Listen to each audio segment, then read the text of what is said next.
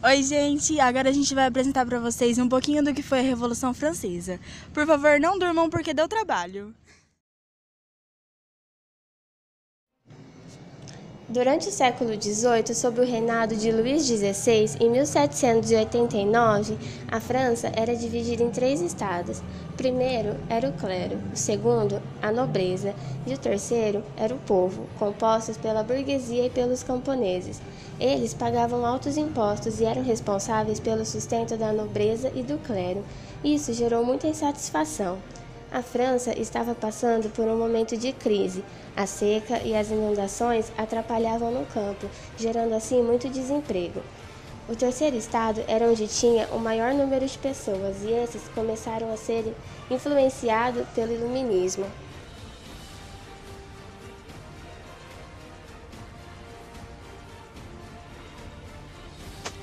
O iluminismo foi um movimento filosófico, político, social e cultural. Defendia a razão como o melhor caminho para alcançar a liberdade. Esse movimento aconteceu em Paris. A Assembleia dos Estados Gerais era um órgão político de caráter consultivo e deliberativo, que ajudava o rei a tomar algumas decisões. Eles eram formados por integrantes dos 3 estados, mas era aceito apenas um voto para cada estado. Em maio de 1789, após a reunião da Assembleia no Palácio de Versalhes, surgiu um conflito de interesses entre os 3 estados. O terceiro estado, então, não teve outra alternativa a não ser deixar os Estados Gerais e começar a revolução que mudaria o mundo. Em julho de 1789, teve meio a Assembleia Nacional e essa Assembleia foi formada pelo terceiro estado e tinha como objetivo limitar todos os poderes do rei e cortar os privilégios do primeiro e do segundo estado. 14 de julho de 1789, o povo foi para as ruas, tentando tomar o poder do rei, e o primeiro alvo foi prender todos os inimigos do rei para poder tirar o poder dele. E aí, em seguida, foi aprovada a Declaração de Direitos Humanos e do Cidadão. Então, todos os homens, cidadãos, poderiam ter a sua própria opinião, poderiam expressar o que achavam sobre cada coisa que acontecia. De outubro de 1790 a 7 de setembro de 1791, ocorreu o período da Assembleia Legislativa, onde muitos conflitos e mortes foram causados por causa da fome. A população nobre fugiu da França, mas o rei e sua família foram capturados. Depois de um ano, o exército austro-prussiano invadiu a França, dando início a uma guerra curta. Derrotados na Batalha de Velme, com vitória francesa, conseguindo assim proclamar a República. A proclamação da República ocorreu dia 2 de setembro de 1792. Existiam 3 forças políticas que se destacavam.